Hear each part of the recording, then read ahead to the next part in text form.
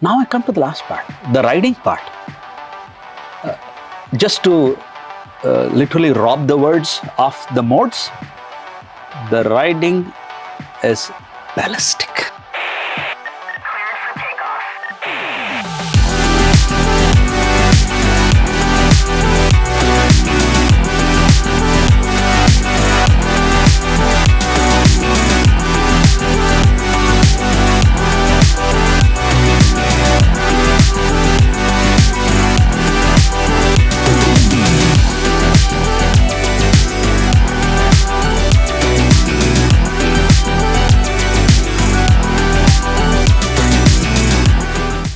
Thank you, Mr. Mohan, for inviting me and having us here. I think I haven't been on a ride in a long time, and it was good fun this morning. We've had an interesting ride this morning. Curious to hear from you as to, you've been doing quite a few of these rides since you got the F-77. I Yes. hear a lot from the other riders also. I'm just curious to hear your take from the recent rides that have been happening. Let me start by telling a simple word. It's electrifying. It's absolutely thrill. It's amazing. It's just to let you know, Niraj, I'm a very young person. I just turned 60. Okay. And after I sit on the bike, I'm 16. No, that's pretty amazing to hear. I'm curious to hear a little bit more from your interest in bikes also. I see that you have quite a collection out there. And where did this all start? Like this whole interest in motorcycles. What was the genesis there, and why motorcycles? Okay. In this Hindi movies, you have this flashback. I need to give you a flashback here.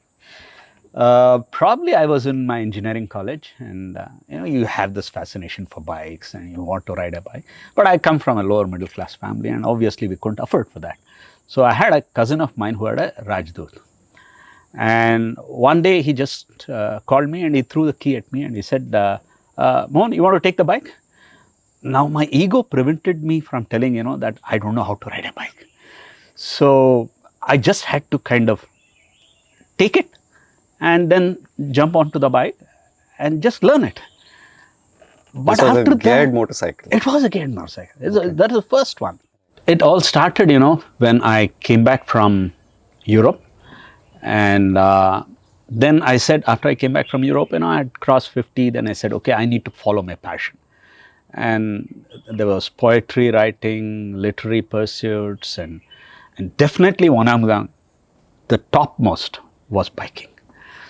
You, machine, and the road. It's a Zen feeling. It's absolute Zen. It's like a meditation. So I said, okay, this is something that I want to do. And that's when I started scouting around for, which bike I should buy, the whole thing. Interesting. And from there to now, there are quite a few bikes that you've sort of gone through. And very recently, you got the F-77. I was curious to also understand, how did that decision-making thing happen? Like, how do you hear about Ultraviolette? How did it even come onto your radar, and how did it turn into this point where you were there to receive the bike, and that's where we first met? For me, bike always meant IC engines. That's what is the first thing that comes into your mind. You need to hear that sound. And particularly if you know what I'm talking, which brand I'm talking about, right. If you're an enthusiastic of that brand, you need to get that dug sound. Right. If you're missing that, you feel that you're not on a bike. So in the very first instance, I said, electric bike, come on. I don't think it's going to be a great idea. So I wasn't too sure. I wasn't too sure about even an electric scooter for that matter. And but whatever it is, I felt I need to be the first technology adopter. So I want to adopt the technology and adapt myself to the technology. So when the first of the EV cars came into India, we went and bought it and we loved it. Then came the first, scooter, what I am talking about. And again, we loved it. Then I said, when the bike started coming out, I said, there are so many people coming out. Now, should I or shouldn't I? That was the first question. Then I said, look, being an engineer myself, I looked at it. There was this scooter which had got a 7 kilowatt motor. And then I was reading a technical spec which said 35 kilowatts motor. I said, what? 35 kilowatts motor? And how is it going to be fed with energy? And where is that battery pack? And how big is the battery pack? What would be the size? So there are so many technical challenges. I said, who can solve these kind of technical challenges? That's when, I started getting more into Ultraviolette. And I got to know about you. Of course, we had met, and Narayan, and I started looking at that. Then more and more, I went into the technical specs and how you people evolved. I got more and more convinced. But the clincher for me there was I kept following you people on LinkedIn on a stealth mode. Okay. Okay. So there I found that you were always moving your goalpost of launching it. You wanted it to be good. You wanted it to be perfect. At one point in time, I said, are they even going to launch it? But finally, when the launch happened, I literally forced myself into that arena, because I had to literally talk to people, get myself invited. I'm sorry to say that, but that's what I did. I came there. I was in the second row behind your investors, actually. Right. Yeah. And watching for the bike and watching your people talking. And I was sold. I just came back into my car. I sat and I said, I'm going to buy this bike. And that was my point of inflection. That's interesting to hear. There's another backstory to what you're talking about, which is, takes us back to 2016, where we were trying to decide which problem we had to solve, right? We were very clear at that point that the future is electric. It was no longer a question of, is the automotive industry going to, electric or hydrogen or any other, fuel source. It was sort of getting, it was pretty clear. It was only a matter of when, right? And then when we sort of looked at the Indian market, it's predominantly two-wheelers, but there were a few companies, mostly in solving for 3 kilowatt to 7-8 kilowatt of peak power when it came to two-wheelers. But there was no real competition for the IC engine motorcycles, right? And that was sort of a strange thing for us, because if you look at the real market when it comes to, high-powered motorcycles, petrol-powered motorcycles, mid-segment of motorcycles, there were no electric vehicle options that could really compete with those segments. And for us, that became a clear opportunity, but it also represented an engineering challenge, right? To talk about vehicles that can put out 20, 30, 50 kilowatts of peak power, it's not easy to build out, right? Especially when you're talking about, when the power goes up from 3 to 30 kilowatts, right? Or from 7 kilowatts to 50 kilowatts. You're talking about at a same voltage level, you're talking about anywhere from 8 to 10 times increase in current, and the efficiency losses go up by a square factor, right? Your I squared R. Yes, right.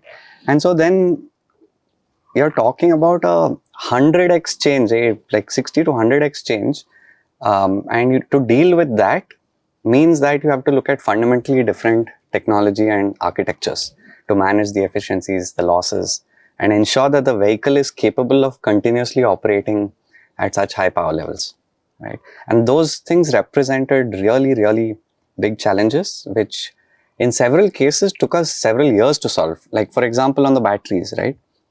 The thermals on the batteries, we always wondered, can an air-cooled battery pack even solve such a problem?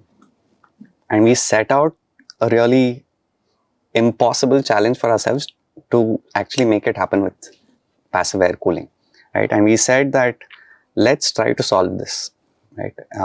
It means that the efficiency of the overall system would be higher, because if you look at it, if you add liquid cooling, there's pumps, there's coolant fluids, there's radiators, right? Now you're again using up energy just to manage the cooling, right? And that drops the efficiency of the overall system also. That problem took us roughly 3 years to solve. From the first initial experiment at a tiny scale Lab. Yeah, then it kept getting repeatability, putting it on these larger modules, then onto the vehicle, doing on-road durability tests. Took several years to solve. And that's kind of what has resulted in the F-77, and we're quite proud of it that way, right? So I also want to understand a little bit about the last couple of weeks since you've gotten the bike, right? Have you initially said, you need that sound and you need that thrill of an IC engine.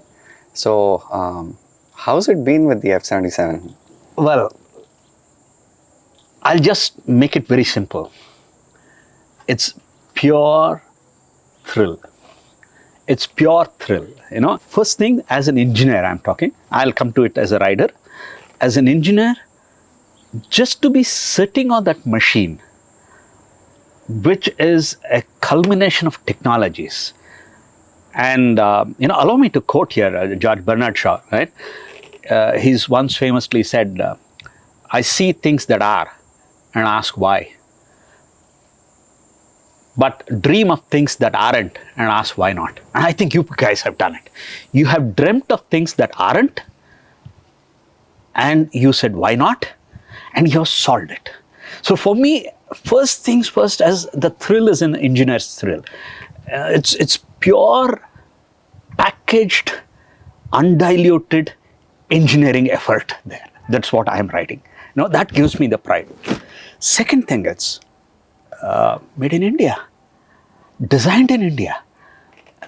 It's a fantastic thrill. Now I come to the last part, the riding part. Just to literally rob the words of the modes, the riding is ballistic. I have been this age. I know I'm not supposed to speed much. I need to respect the law of the land and all this kind of stuff. I do that, but still, if I have got a speed limit of 100 kilometers per hour on a Mysore road, the ability for me to go from 0 to 100 in 7 seconds is amazing. It's absolutely amazing. And 0 to 60 kilometers per hour in 3 seconds, man, it's pure adrenaline rush. It's fantastic. You've been doing these rides on weekends with a couple of other bikers with F-77s. I have intentionally not asked you that feedback before because I want to hear it first time from you in terms of you, because you've been going on these rides. And as a community, as a group of riders who are all making this transition to electric for the first time from a serious IC engine motorcycle to an electric, are you seeing that kind of similar reaction with others as well in terms of your rides with them? Yes, definitely yes. I would say, all the pilots, as we call ourselves, right. All the pilots are, first thing is pride. You need to feel very proud of what you're riding. And to a certain extent, it also depends upon the kind of feedback you're getting from the society around you. Because after all, you need to have this brag value. Right. So you have this brag value and you just stop at the traffic lights or at a hotel or restaurant or something like that. And there are people coming in and asking, what is this bike? Oh, is it electric? Is it okay? Is it, And it gives pride to be a brand ambassador here. It's not that there is something wrong with this bike. It's a question of pride that we have, and very important here is the riding comfort that we have, riding thrill that we get, and we can do this very responsibly because it's pretty easy to maneuver. It's pretty safe. That's also very important when you are going on these highways. Extremely dynamically streamlined. I heard on your day of launch, the amount of internal testing that you did, aerodynamic testing that you did. So the very concept of, I would say, aviation technology coming into automotive technology, I think that's a wonderful thing because you have taken care of safety, you have taken care of dynamics, you have taken care of engineering, and it looks fabulous. What else would a rider need? I hear you have a lot of interest around meditation, and now you talk about thrill. So I'm just curious to hear a little more on that front. What does motorcycling mean to you, and where does F77 even fit into that? See, generally speaking, biking, it's like I always say, biking is me, my machine, and the road. That's it. Nothing else comes in between. And that takes you into a Zen state. It takes you into a state of meditation. It's so meditative. At least I feel so. And I have heard many bikers say the same thing. It takes you into that Zen mode. Well, coming to specifically F77, it hasn't got that vibration of an IC. It hasn't got that rhythmic sound, but it has got a different kind of this jet engine sound. So, and it has got this chain, you haven't used the belt drive, you use the chain drive, and it has got this chain noise. It has got a beautiful, sweet combination. Particularly if you want to go at ballistic mode, it's amazing.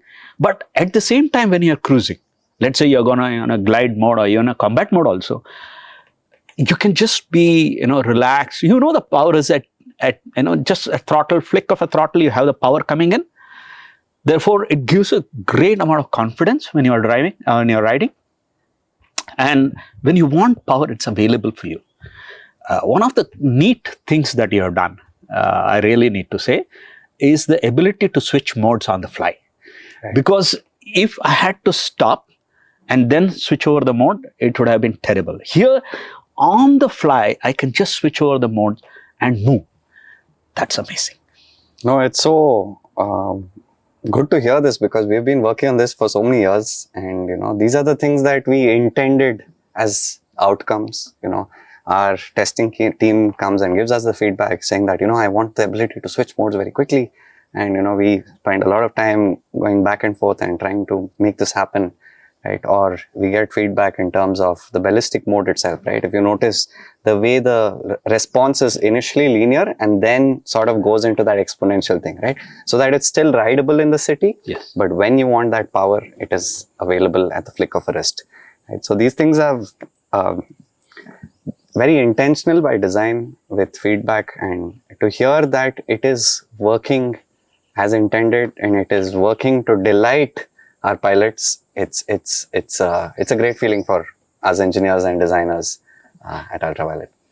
Last ride, interestingly, we said, okay, we'll get into combat and ballistic mode. We did. We went for a breakfast ride. Then we finished our breakfast, and after a nice South Indian breakfast, it's sitting heavy, right? So we said, let's do a relaxed ride. All the three of us, we took a decision, we'll do a relaxed ride. And we were tossing around, should we do it in the glide or combat? Then we said, okay, let's be in the combat, but we will not twist the throttle too much. And the three of us were on this Mysore highway. Literally, we were not talking to each other. Just we were next to each other, and it was so peaceful.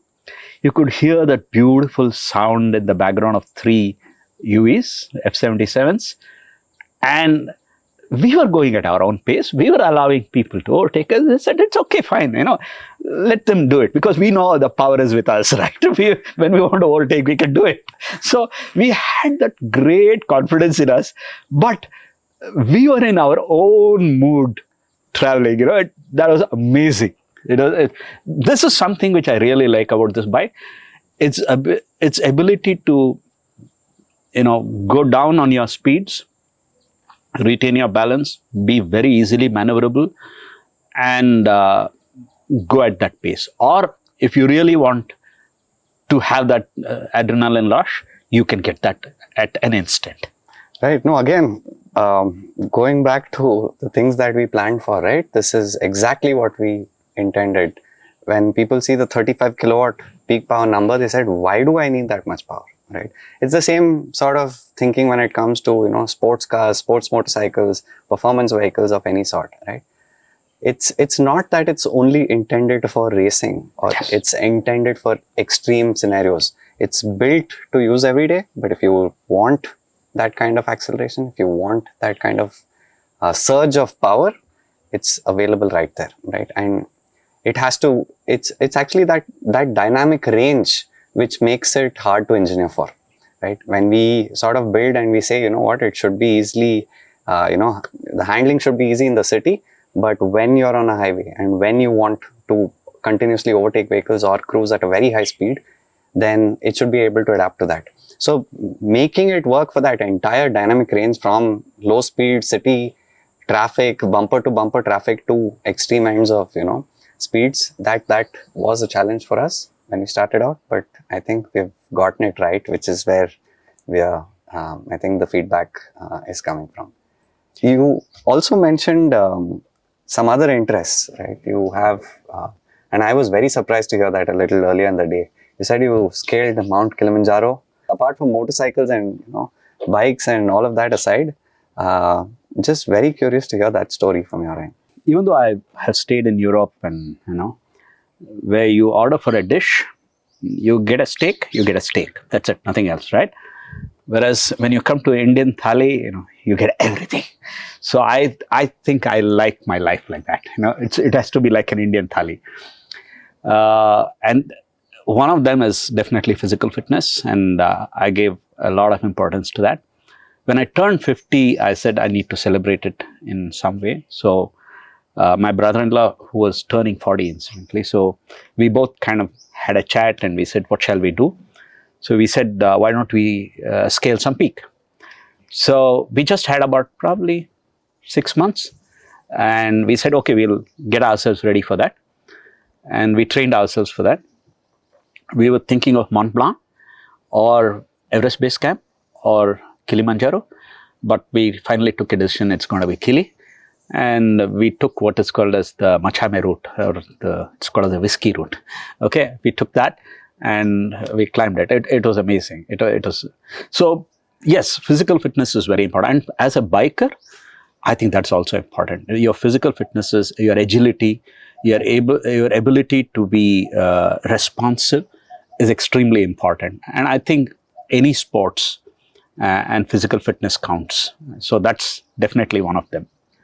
No, that's interesting to hear. And I noticed this sort of trend with folks and pilots who are interested in, these performance motorcycles, and they have a lot of varied interests. And when you mentioned that, you scaled this peak, I was very curious. And then, to understand your other interests, I was more curious to hear about your overall lifestyle, because I know about the bike, right? Like I hear about the bike frequently, but I wanted to know what is it that, as a person that excites you, right? And to me, to hear that, on one side you have, climbing, very tall peaks, among the highest in the world, to meditation, to fitness, to biking, to poetry, right? I didn't get to hear much about that part, but again, I am curious to hear the other varied interests that you have as well. Well, I love gardening. We have quite a few koi fish in our pond. I love. Again, it's very meditative. Just sit there and keep watching those fish idly going around, constantly in movement, never idle. Yeah. So it gives you a kind of a different feeling. It's said that a person, if he's not involved in cultural activities like singing or any such thing, literary pursuits, so as to say, as a human being, you're not complete. Yeah, that's what the Sanskrit saying says. So here I felt that, yes, this has been my passion of writing poetry. Mostly I do it in Kannada, but Niraj, as an exception, which I very rarely do, I write in English. And I wrote one for F-77 after my first ride. I'd love to hear it. If you remember it or parts of it. No, I'll do one thing. I have it here with me. I will read it out so Perfect. that there is going to be some amount of poetry reading too. Yes, that that will make this quite interesting. I have titled this as the F-77 fun, because that's what it's all about, right? A machine of power and speed. A machine of power and speed, an electric bike that takes the lead. A leap of technology, a stunning sight. F-77 is a true delight. 6 years in the making, am I correct? Yes, that's Yeah. right. 6 years in the making, a labor of love. Inspired by aviation, soaring above. A bike that's more than just a ride, a statement of style and a point of pride. Performance is electric, truly bold. The speed is unparalleled to behold. A new era in biking has just begun. With F-77, the future has come. Honored to be among the first to ride this beauty, an unparalleled burst of energy and style, a true masterpiece. F-77 is a ride like no other feast. That There you is are. amazing. That is superb. Thank you. I am so happy to hear this. I actually haven't had a chance to see this before, so that's amazing. It feels like there's raw energy and passion from you've finished a ride and you've come back and sort of taken notes and come up with this, and It evokes that passion. I'm so happy to hear that. Superb. Are there any other things that you sort of saw in not just in F-77 but as a thing about Ultraviolette? From you've attended some of our events and you've seen what our philosophy stands for, as in trying to push out cutting edge technology. It kind of reflects in the what is your expectation from Ultraviolette in the years to come? See, the first thing which impressed me is the passion, because bike is all about passion. And yes, it is technology. Yes, it's a lot of other things. But the first and foremost thing is the passion, both for the guy who's building the bike and for the guy who's owning the bike and riding the bike. And I think that has been achieved. And on the day of the launch, and again when we were handed over the bike, this was a unique way of handing over the bike, asking us to come to the factory, see how it is built, how your assembly line is, and more important, to hear from your teams, your engineering teams, as to it is sweat. It's blood and sweat. It's not, you see a beauty out there. It's like a sculptor telling that, I have made a beautiful idol out there. But you go and look at his, hands. It'll be raw. He would have been chiseling those things out. So this is what we got to see on that day. That passion, that commitment, that belief in bringing the latest of technology. The idea of that I need to make it perfect. And that level of commitment to the customer is what I saw in the eyes of not just you and Narayan. Of course, I did that, but your entire team was like that. And I feel that is what, as a customer, I would expect. A complete commitment to the technology. And yes, this is new technology, it's a new bike. We are going to have bugs. It's perfectly fine. If we don't have bugs, there is something wrong. I think even Microsoft, when they release their whatever it is version, they always have bugs, right? But we embrace technology. I think that's what it is, and it is for us, as for at least for me as a rider, as a customer of F-77, to appreciate what you people are doing, and then come back to you with positive feedbacks and also feedbacks for improvements. And what I would want, which I've been talking to my fellow riders also, I said, look, if you have a problem, don't sit on the problem. Don't just take the problem in. Right. Go and speak to people at Ultraviolette, because they are going to listen to you. They are going to listen to the customer, and they're going to solve the problem. And we are going to make a change. And that's what is important. That's amazing to hear. In fact, we've been getting the feedback from you, right? And for us, every day is an iteration, right? While, we've spent the last 6 years perfecting every aspect of the dynamics of the motorcycle, right? There's always improvements to be made, even for the F77 when it comes to the software and, certain tweaks that we see from while we've collected lakhs of kilometers of riding of our test riders.